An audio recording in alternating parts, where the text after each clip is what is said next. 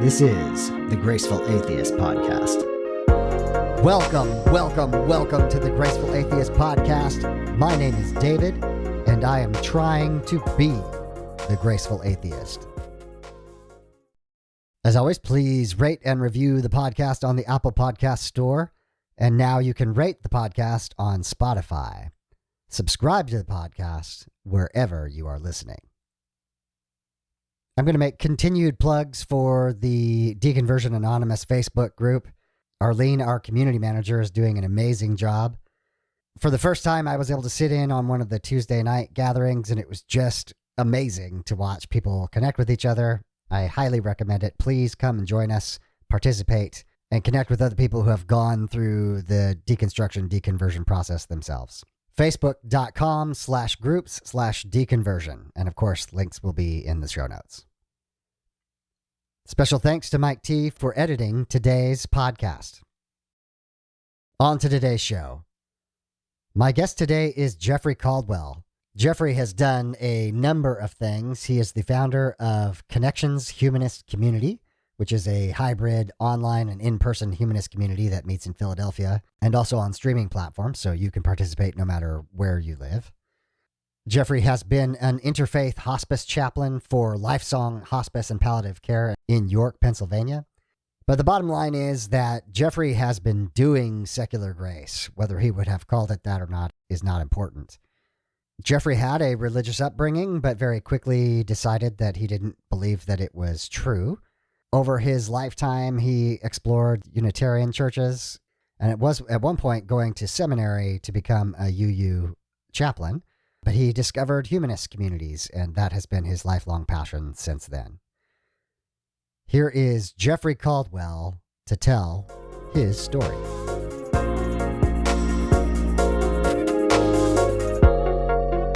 Jeffrey, welcome to the Graceful Atheist Podcast. Oh, welcome. Thank you for having me. Yeah.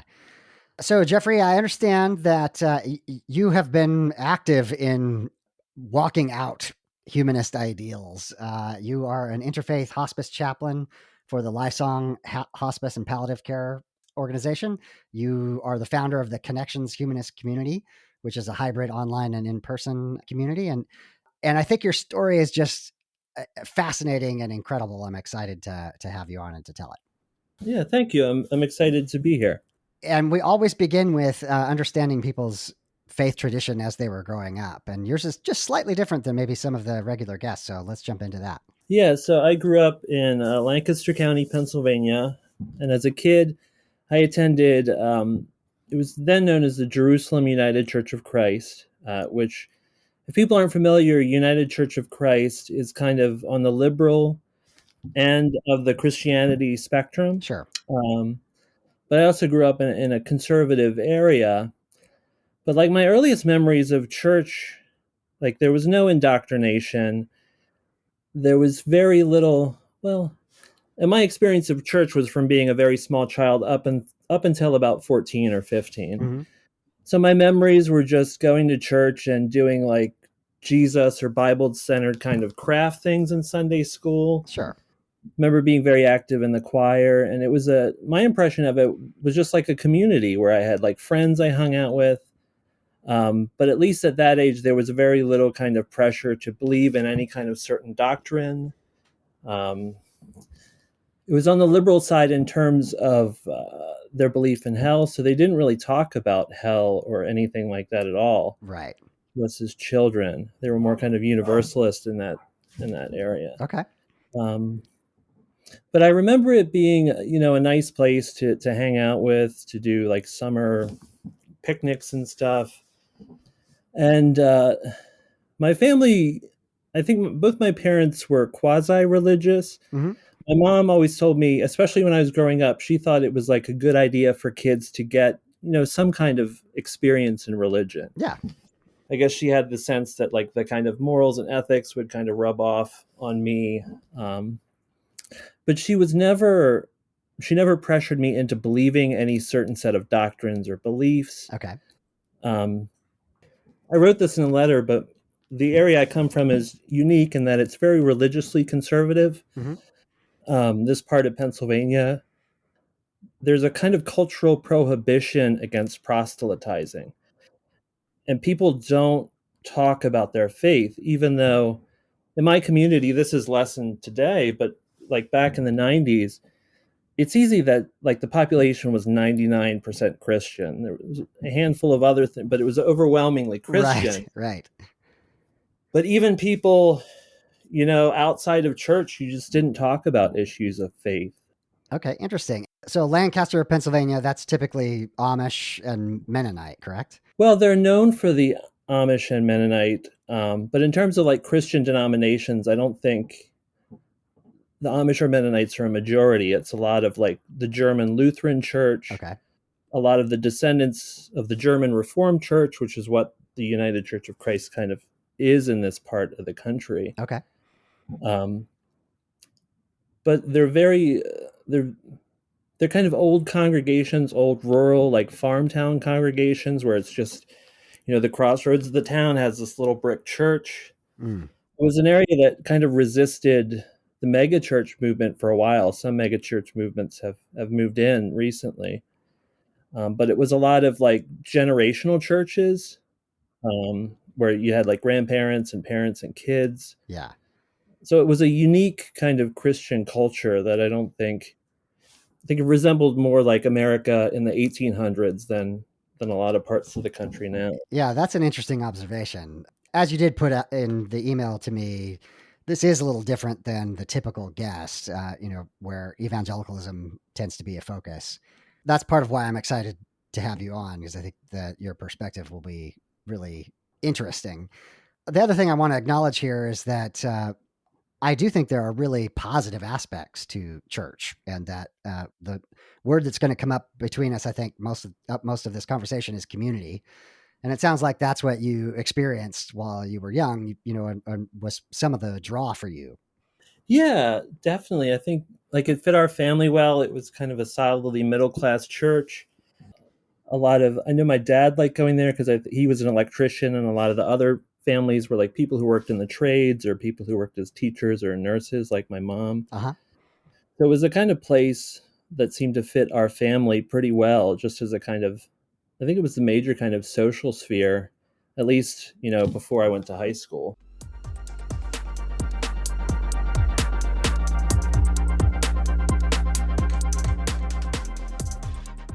And then, how about for you yourself? Did you have a sense of belief in God or faith? In the very vaguest sense, like I remember being maybe like 6 or 7 and having this vague idea that Jesus was just this really nice guy who was kind of vaguely for me in some way or supportive of me. Uh huh. I don't know. I think maybe as a young child thinking about hell and being afraid of it, but that didn't really last that long Yeah. because it wasn't something that was reinforced in my church. And I never had the sense of people talk about a personal relationship with Jesus or Okay. personal. I never had anything like that. It was more this kind of vague sense that, yeah, God is on my side in some way that I don't really know. Right. But you did mention that you had kind of a moment fairly young of just acknowledging to yourself, this probably isn't true. Yeah. And I remember one day walking back from church and we were walking to the car and I just had the sense that it's probably not real, Hmm. this kind of belief in God. And I'm not really sure what spurned that. I mean, I was, someone who was really kind of interested in learning and more interested in history at that point. But I also realized just something about myself. I've always been the kind of person who wants to find things out for themselves and establish the kind of validity of something for themselves. And those kind of doubts kind of grew and grew as I went through junior high. I'm the youngest of 3 children. So my older brother and my sister kind of did a lot of the heavy work of convincing my parents that they didn't want to go to church anymore. Mm-hmm. So by the time I got to junior high and high school, like my parents if I said I didn't want to go to church, they were like kind of okay with it. They were Yeah. just kind of accepting. And so I think it was around ninth grade. And in my church tradition, you were baptized as an infant, but you didn't officially join the church until, with kids, it was usually around ninth grade when you did like a confirmation class. Okay. And it was like, I forget how long it was, maybe like a couple months, but you would meet with the pastor once a week, and he would basically tell you like what membership in this church means, what the church believes, what are the responsibilities of being a member in a church. Right. And so it was about that time where my class would go through that, the kids my age. And I was kind of on the fence. I wasn't really going to church that much. But my mom asked me to give it a try. Um, and she wasn't really pushing me. She was just like, I'd like you to give this a try. And if you don't like it, you don't have to keep going. Right. And so I remember I went the first night, and I had a decent relationship with the pastor at that time of our church. He had just started a year or two before. The longtime minister we had, who was kind of beloved by the congregation, moved back to her hometown, Mm-hmm. and he kind of took over. And I thought of him as a nice guy, and I don't remember much about that first class, but I remember that night he asked us to write an essay. And it was kind of like a faith statement type thing, like write out your beliefs, Yeah. what you believe. And when I went to write that essay, I thought about there was a TV program I had watched with my parents. It was a Dateline NBC episode. And I remember the gist of the story was about these 5 little girls in the South. Hmm. And the issue was that 4 of these girls were bullying the one girl.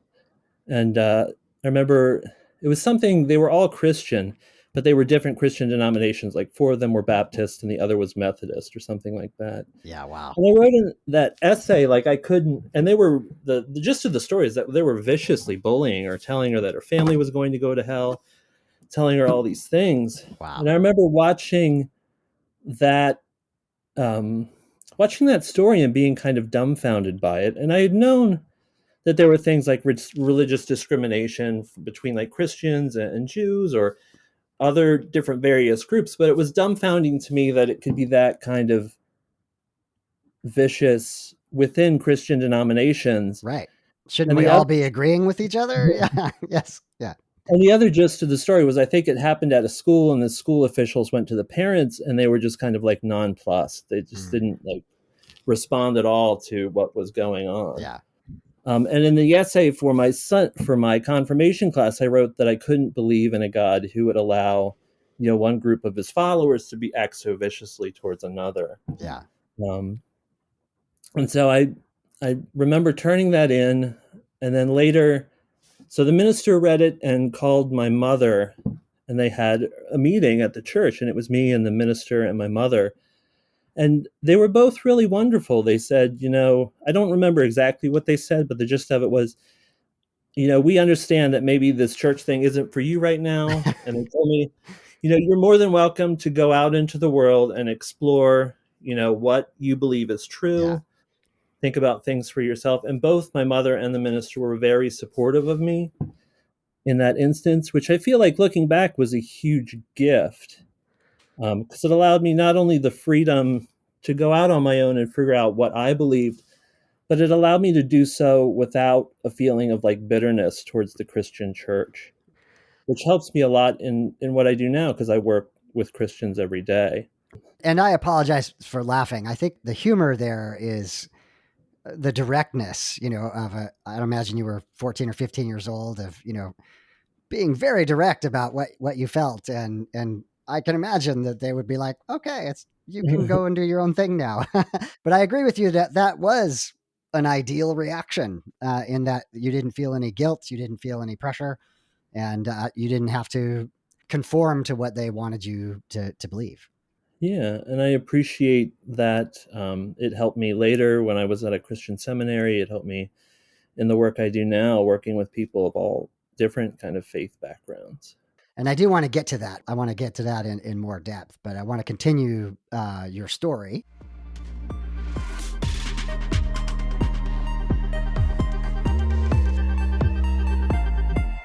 You mentioned that music and literature became really meaningful for you kind of after this event. And you want to talk about that some? After I left the church around 14 or 15, I was still an adolescent. I was still growing up and still searching, like I think most teenagers do, or at some point people in their lives, they search for what is inherently meaning in life or what is meaningful for their lives. And so I remember around eighth grade, my brother gave me a copy of The Catcher in the Rye, which was a huge influence on my life and steering me towards reading, especially like fiction. I was really into I was a child of the 90s, so I was really into the whole grunge music scene and alternative rock Okay. and the kind of ethics behind that about kind of integrity and authenticity. Um, and I think for a lot of years, art, in terms of like literature and music and even movies, they served the space that religion does, I think, for many people. And they allowed me to explore, what is meaning? What is right and wrong? What is, a meaningful life? What is my relationship and responsibility to the other people in my life? Yeah. What is my kind of responsibility to myself? That's incredibly wise reflection. I definitely feel for myself now as an adult.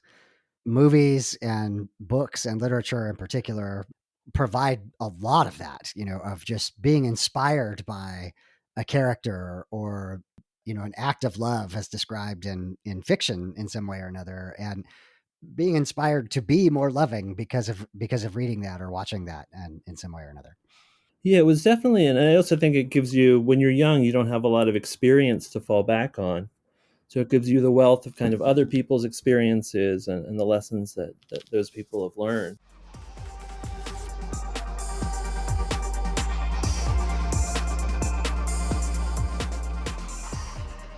So I was motivated, and through that exploration, I was also very fortunate. This was a time that the internet was first like accessible to people, and I benefited greatly from the be able to, like, whenever I had a question or whenever I had an idea I wanted to explore, I could just go and look it up online and read about it. Yeah. um, and that helped.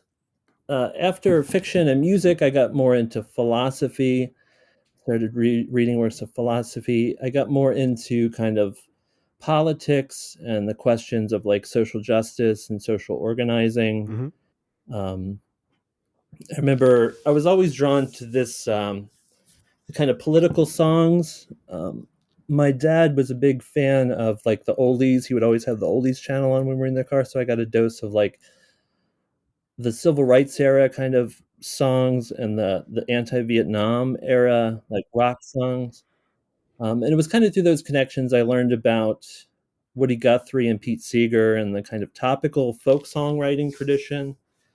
And that was kind of my more introduction into politics, Okay. because my parents were both mostly apolitical. They didn't really talk about politics. I'm sure they both voted, but they didn't really kind of Hmm. talk about it or even kind of try and indoctrinate us into any kind of political persuasion. We were just kind of left on our own. Hmm. And I remember doing a lot of reading and being fascinated by like the civil rights movement, reading a lot of the sermons and speeches of Dr. King, being inspired by the labor and kind of progressive movements of the early 20th century, and being fascinated by this idea of people kind of just ordinary everyday people kind of banding together to solve whatever problems like they were facing or whatever kind of injustices. Yeah.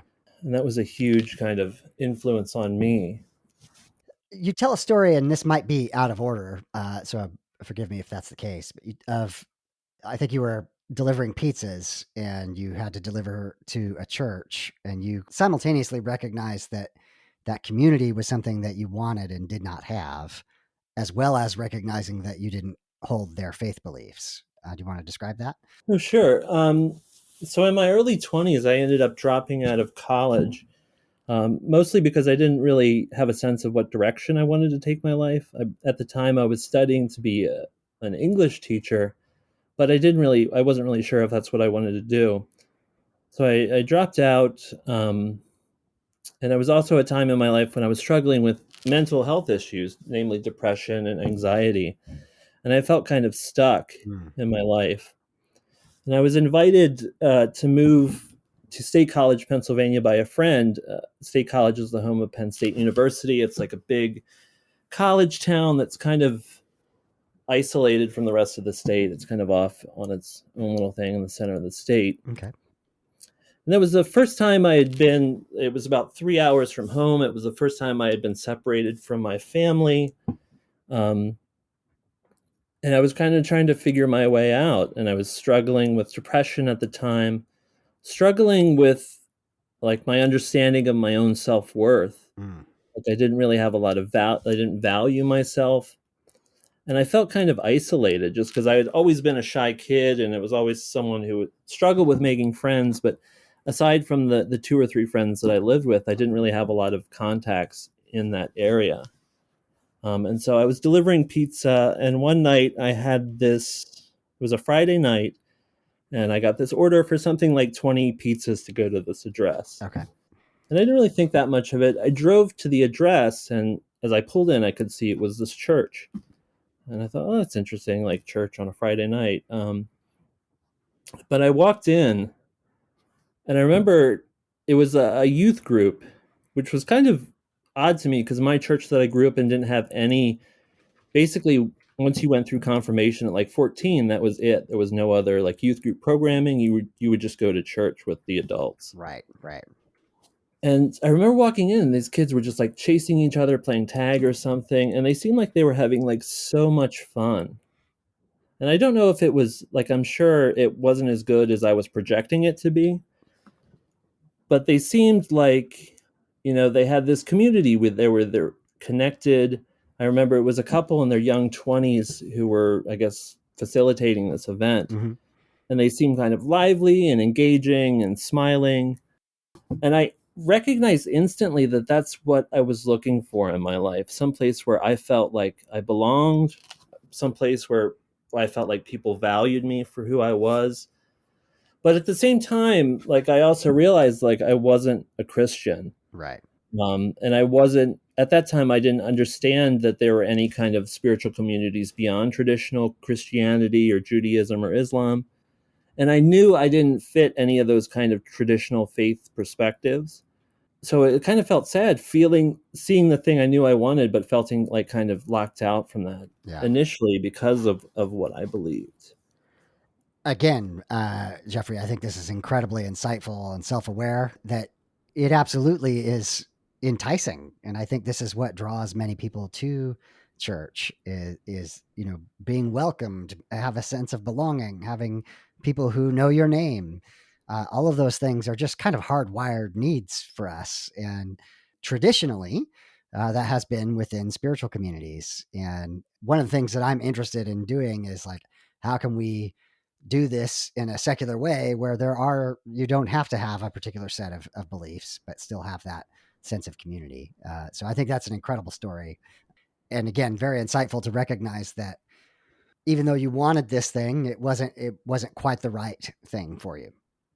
Yeah. And I also knew like just the person that I am, I knew I could never like fake it to try and be in part of a community, or Right. like I knew I wanted something that felt more authentically kind of me.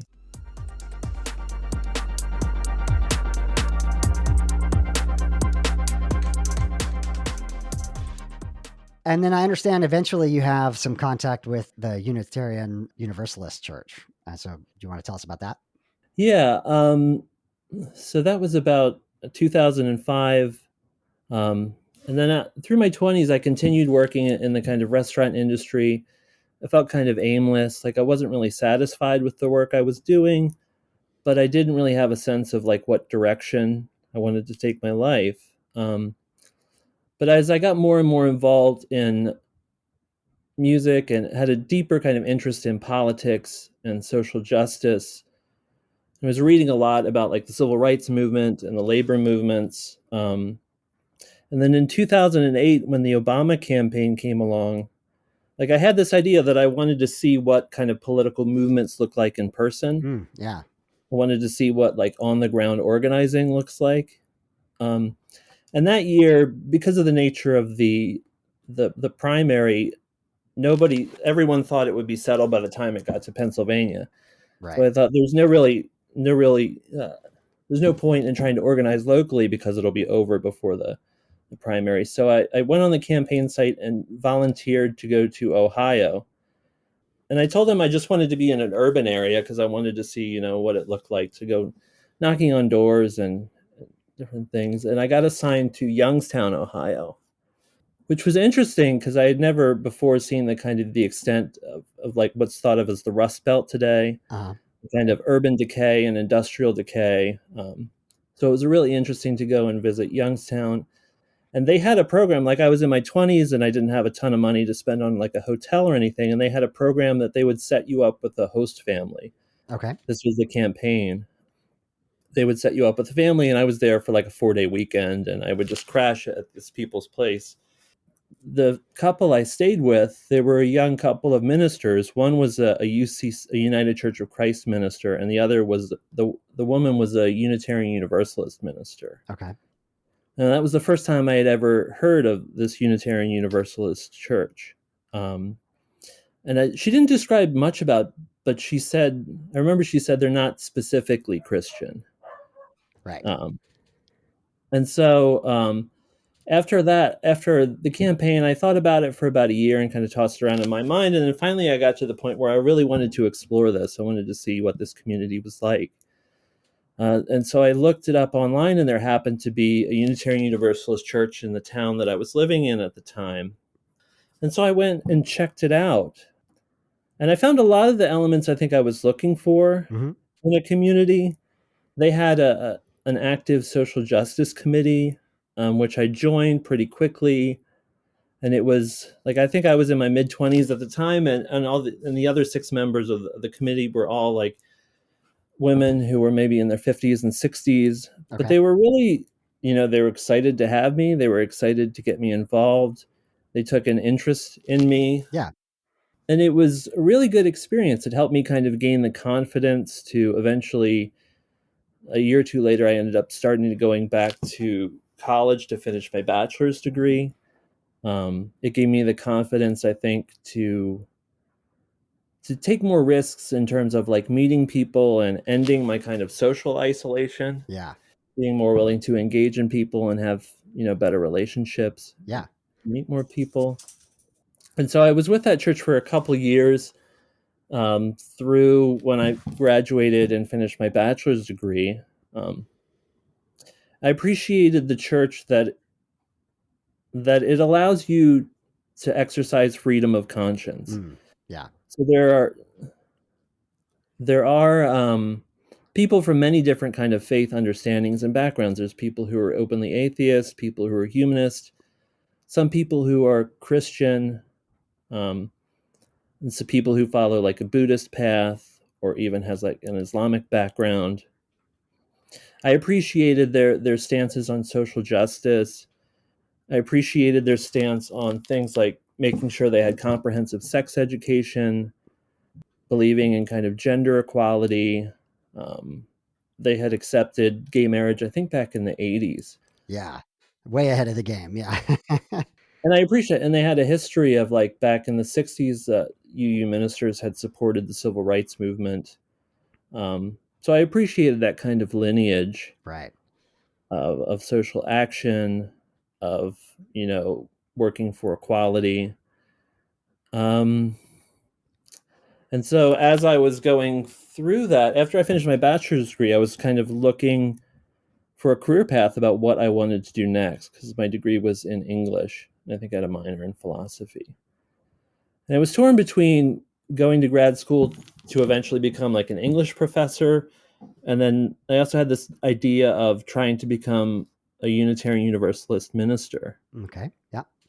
And the thing that pushed me in the direction of UU ministry was that I really did appreciated reading and writing. I had tried to write a book and have it published, but I also realized like I didn't want to just live in the world of like books and ideas.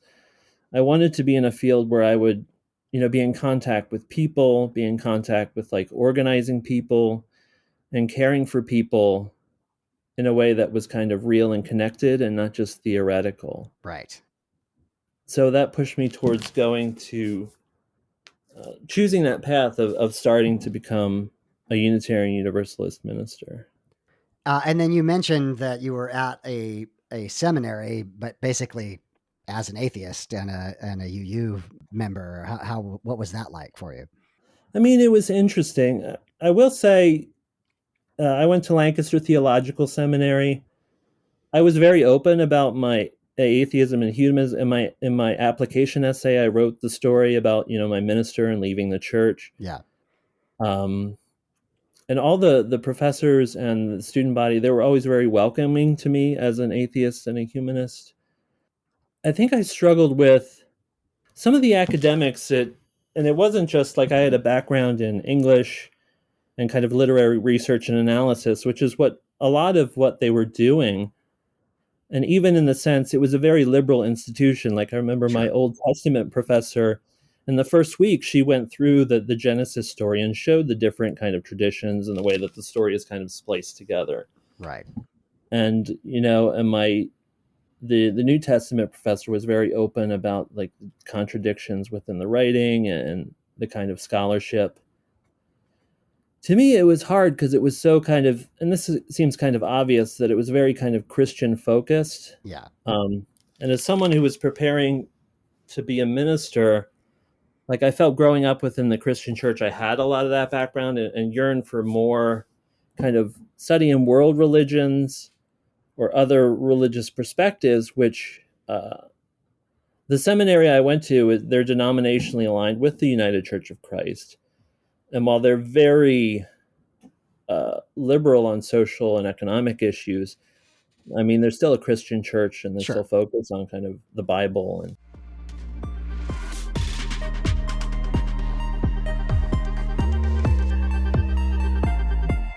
And then afterwards, you have some work as a chaplain, and specifically in the hospital setting. It sounds like that was just a profound experience of interacting with people who are, in some cases, on their deathbeds. yeah, so as I was still pursuing Unitarian Universalist ministry at that point, and one of their requirements is that you do a unit of clinical pastoral education, which that is working as a chaplain. It's usually in a hospital. You can also do it in like a retirement community or even like a prison. Okay. Um, but I did it at Lancaster General Hospital, and it was a profound experience of just dealing with people who, many of them, you're dealing with them on what is ostensibly the worst day in their lives. Right. Um, my first internship, I was doing a lot of work in the emergency department, and patients would come in, say someone had just been in a car accident, and it was my job to basically talk to that patient, ask them if they had anyone like a family or friend they wanted me to contact, and then go call that person and have them come into the hospital, Mm. and then sit with that family member, and help them just kind of stay calm. While in many cases the patient in the trauma bay, was the doctors were saying whether that patient would live or die. Mm. Wow. Um, so it was a lot of like supporting people through crisis situations, Yeah. supporting people through kind of uncertainty. Um, there was a lot of visits when I would get consults and patients outside of the emergency department.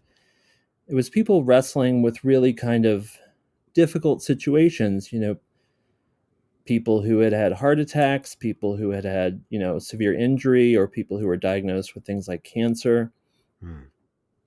And just being with them in those situations. And sometimes there was like theological talk. I mean, a lot of times people would ask, like, where is God in this? I'm praying and it doesn't feel like God's helping me. Why?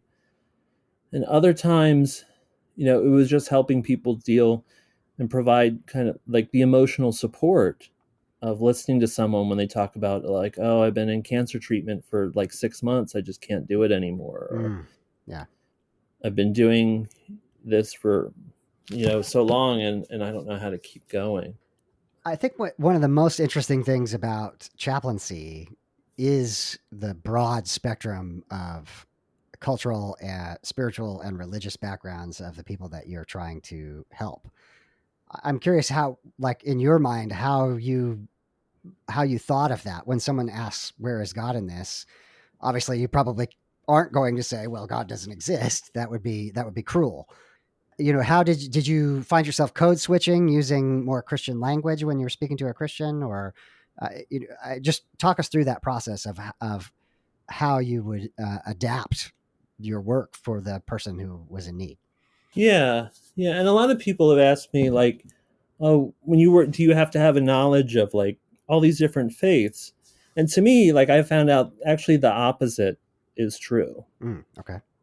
So like the person is not coming to the chaplain because they're an expert on their faith. What's true is that the chaplain, at least in my experience, in my practice of chaplaincy, is helping that person explore their own faith Mm. and their own kind of understanding of it. Because in my experience, you can have two people who are Lutheran, but they're Lutheran in completely different Ah, ways. Or you could yes. have two people who are Catholic and completely different Catholics. So it's when someone asked me like where is God in this, it was more like my job wasn't to either defend God or not defend God. And it was more to help them wrestle with that question. So I would kind of reflect it back and be like, well, where do you think God is in this? What does your theology tell you? Mm. What does your experience of life tell you? And it wasn't as much about providing concrete answers. It was about creating an atmosphere where people felt like it was safe to question, to voice those questions out loud, Wow. Yeah. to wrestle with them, to realize that sometimes, like, uh, I think they're if you're a believer and a Christian, there's questions you wrestle with, but even as someone who's atheist or secular, there's deep questions about like we can't really answer about like is are human beings good or bad? That's not Mm. really something we can answer concretely. It kind of depends on your perspective. Yeah. And I imagine, I don't want to put words in your mouth, that it is an exercise in listening. Yeah, definitely listening, providing empathy. There's one thing I learned about myself, and I think a lot of people when we see someone who's in pain, we automatically kind of jump to like fixing or Mm. advice giving or like because as we're humans, we're empathetic. When we see someone in pain, we feel to a certain extent that pain ourselves. And a lot of the times our reaction is, oh, we just got to do whatever it takes to make that pain stop. Yeah. Or it's like nowadays when you have a kid who's crying and you immediately hand them like the phone or something to distract them from, what's going on inside. And to me, learning to be a chaplain was learning how to sit with people who are in pain and distress and not be overwhelmed by their pain and distress. Mm. Interesting. Yeah. Provide that space where you can say, I'm with you, I'm observing what you're going through, to add that kind of like anchor in the storm. And also provide, I think especially in our culture, like most of us adults feel like we have to have it kind of hold it together. Mm-hmm. If we're having like an emotional breakdown at work or something that's really challenging us, we think, oh, if I can just keep it together on the outside. But to me, what was most valuable about me working with patients is saying, like, you know, now I'm going to be the one to hold it together. And if you can completely fall apart if you need to, Yeah. you can cry at the unfairness of, being a young mother who's diagnosed with terminal cancer, or cry at, or just completely lose it at the unfairness. And a lot of times I felt like that's what patients need because there's a lot of patients put a lot of weight on themselves to be the good soldier, to be like, I don't want to break down in front of my family. I don't want to break down in front of my kids. Mm. Yeah. So to provide that space where people could just let their feelings, just express their feelings how they felt them, Yeah. and grieve kind of openly over whatever they were grieving for.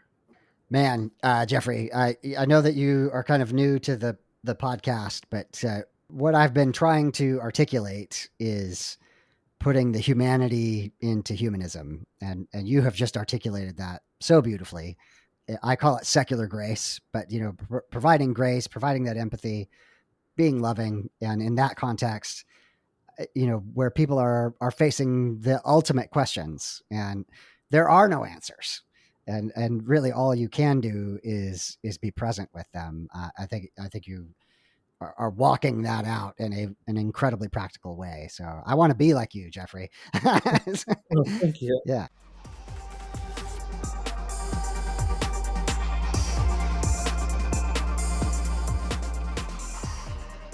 I do want to talk about how we got to you beginning the Humanist Fellowship or Humanist community that you have. You want to talk about that? Oh, definitely. So I kind of drifted away from Unitarian Universalism for a number of reasons. I think the biggest one was kind of culturally. Hmm. Like a lot of UU churches still feel like kind of Protestant Christian churches, and that they have like it's piano music. It's a lot of the UU hymns are kind of modeled on Christian hymns that just remove kind of Jesus and God language. Yeah. Yeah.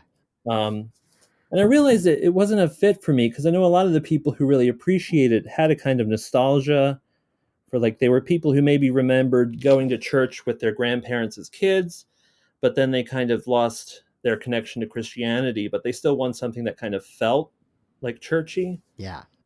Um, and that wasn't something I was particularly interested in. Um, I'm not a particularly traditional person, so I generally don't have that kind of nostalgia. Yeah. And what I liked when I looked at different religious movements, like what I liked was those movements who were trying to be new and innovative. So I started kind of looking around for other different types of movements.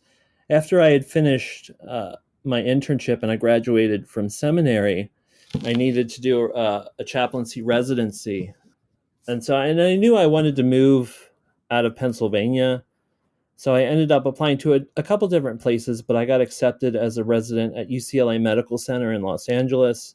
Okay. And when I was out in Los Angeles, I had the opportunity to try a number of different kind of humanist and atheist type groups. Hmm. I was with a traditional atheist group that had been there around for something like 40 years. I spent some time with the Sunday Assembly out there. I had also visited a couple times with it was an interesting community. It was a Jewish congregation that had the woman who was the rabbi was really influenced by the emergent church movement. Okay. So it was an interesting kind of like hybrid Jewish. Yeah, that's fascinating combination. Yeah. They had like a I don't think they called it a praise band, but they had like a band with like guitars and she had a theater background, which was really interesting the way that she incorporated elements of like live theater into their whole program. But those were the things that were kind of interesting to me, people who were taking kind of whether it was traditional religions or humanism and applying them in kind of new and unique ways and creating kind of new things. Yeah. And so I was out there for 3 years. And then I came back here to Pennsylvania. And I knew at that point, like, I wanted to kind of start something on my own kind of community. Hmm. Because I wanted something that didn't have that kind of baggage of tradition. Yeah. That was, this community is going to be for the people who are here now, not the people who were here like 100 years ago. And so I started connections in Philadelphia. At that point, I was kind of transitioning.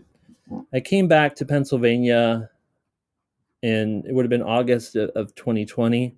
Okay. It wasn't 100. I was kind of at a crossroads in my life. I wasn't sure if I wanted to continue chaplaincy or not. A lot of that was because the residency programs are very high kind of commitment, and they tend to burn you out pretty quickly. Yeah. We also just been through like the first 6 months of the pandemic, which has been it was very kind of difficult for healthcare workers, and it was very high stress.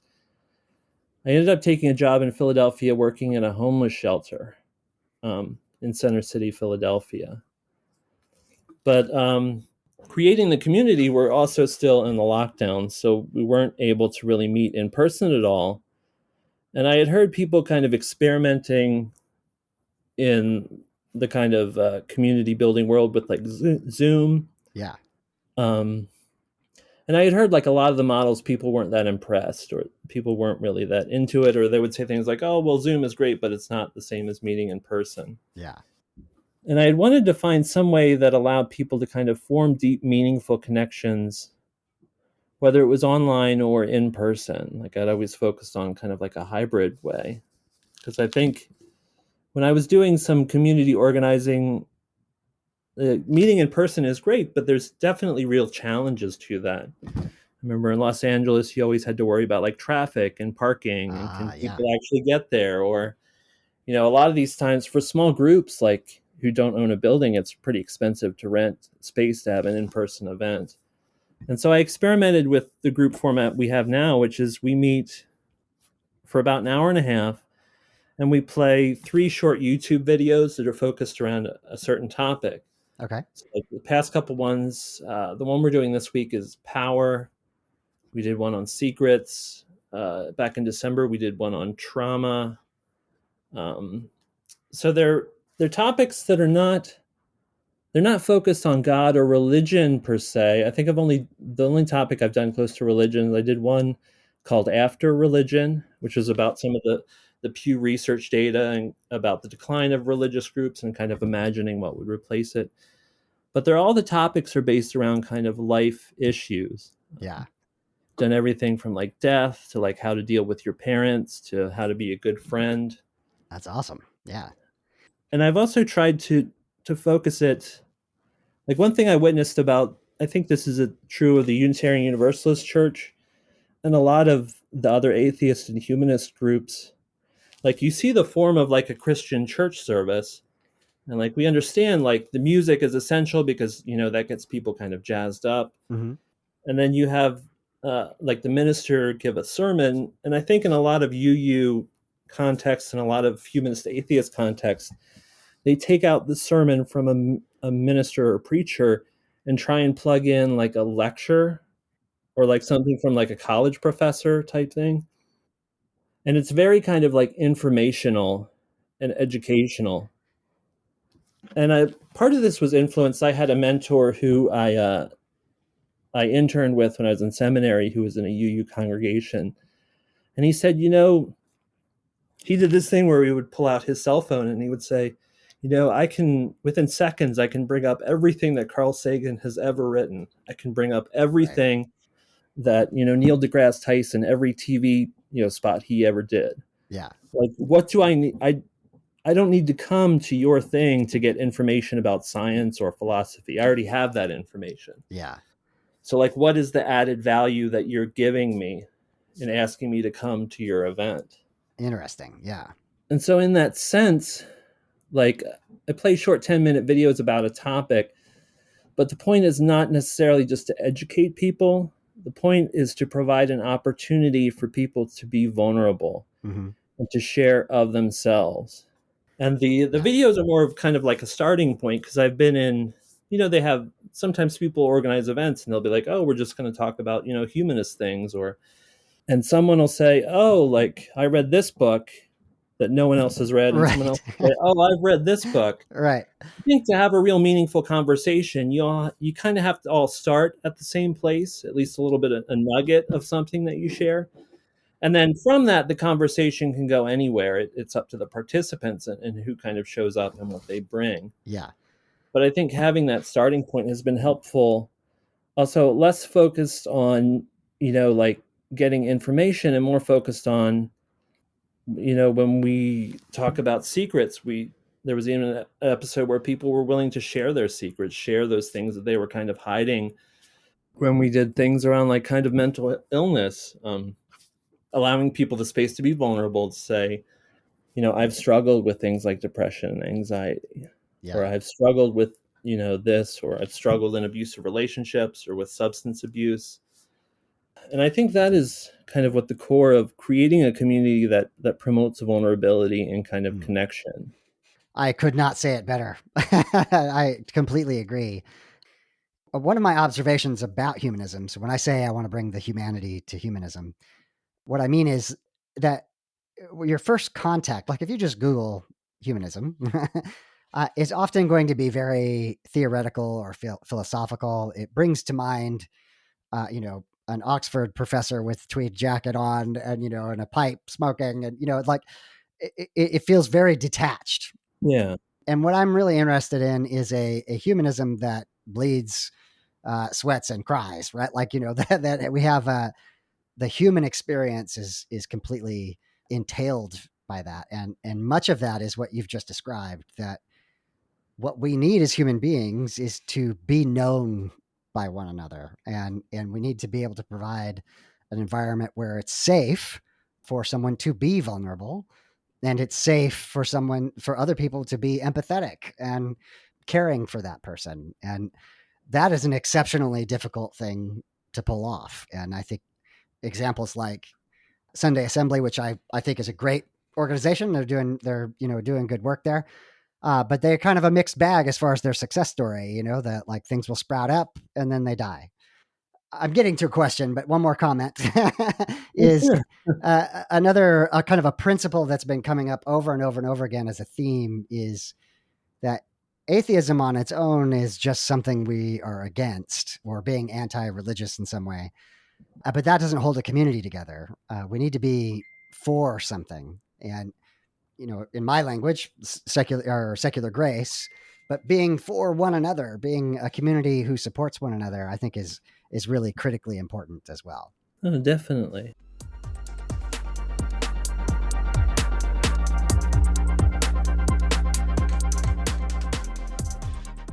How do you foster that safety and encourage vulnerability and empathy?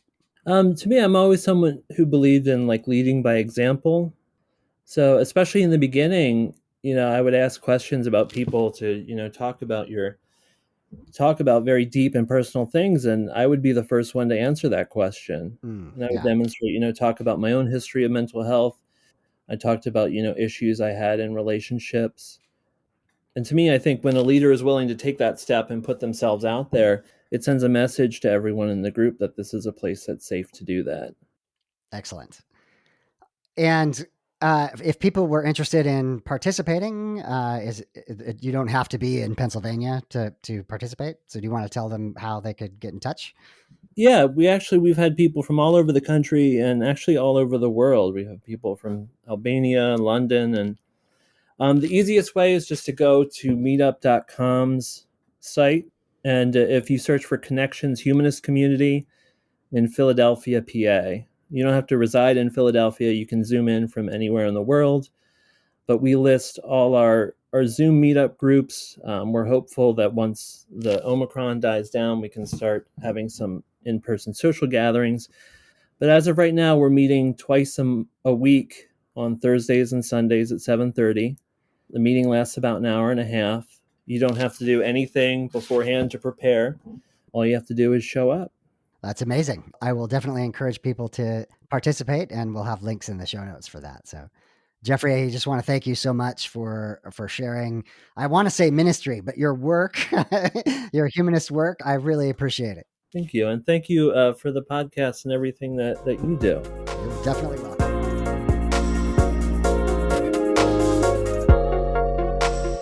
Final thoughts on the episode.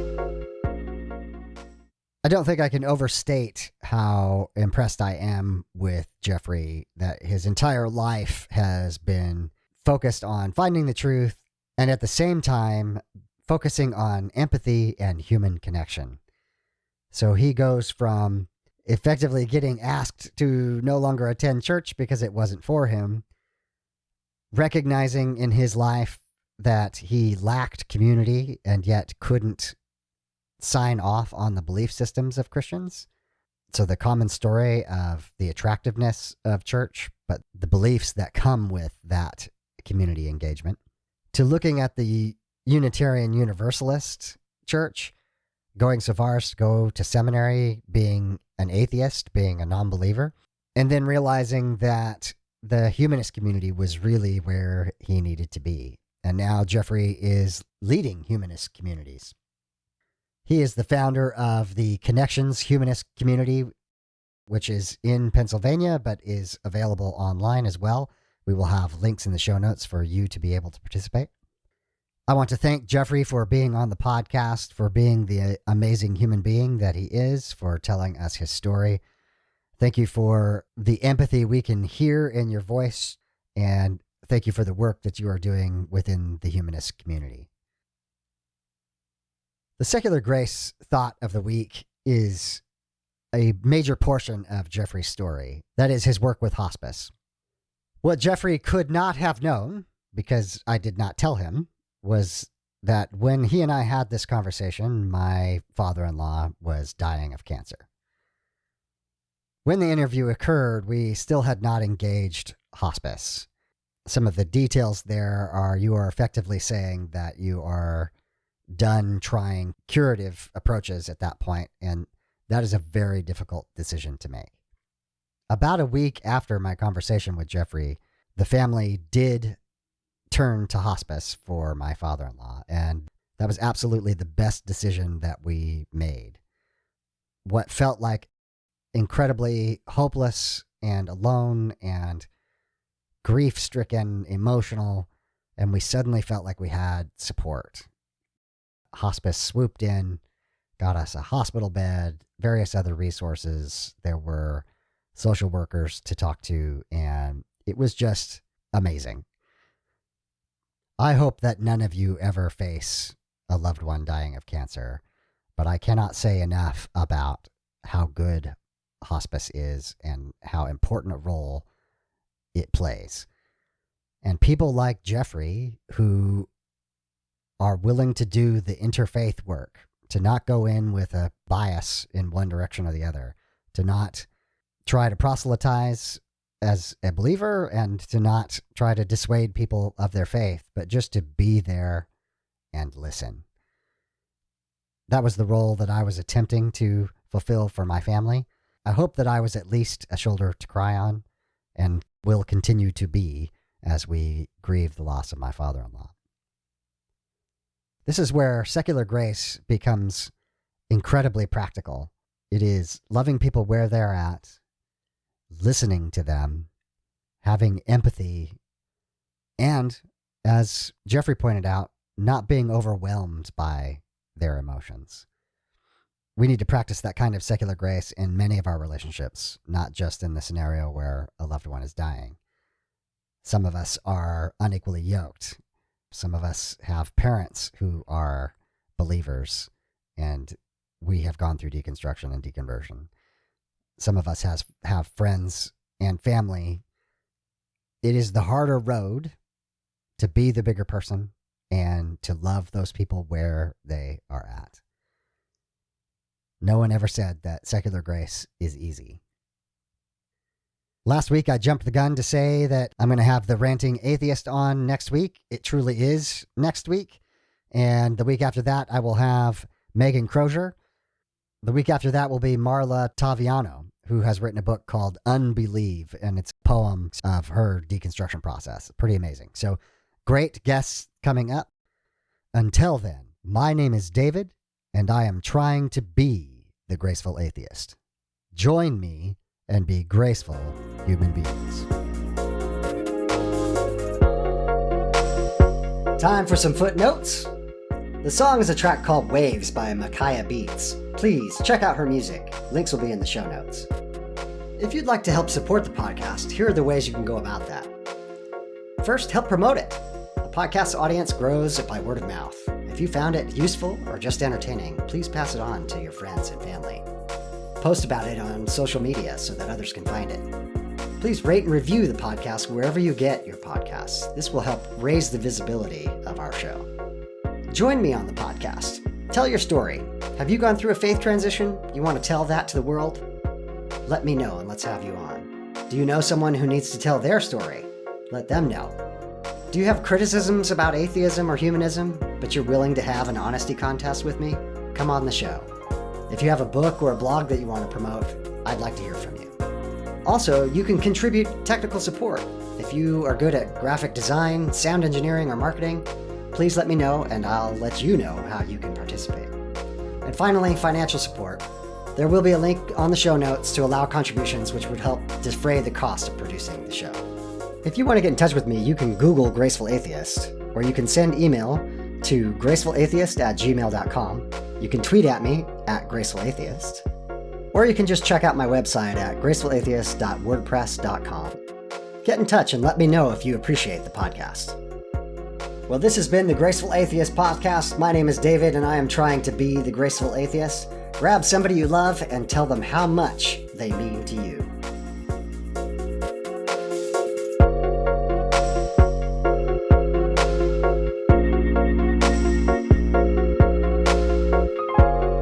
This has been the Graceful Atheist Podcast.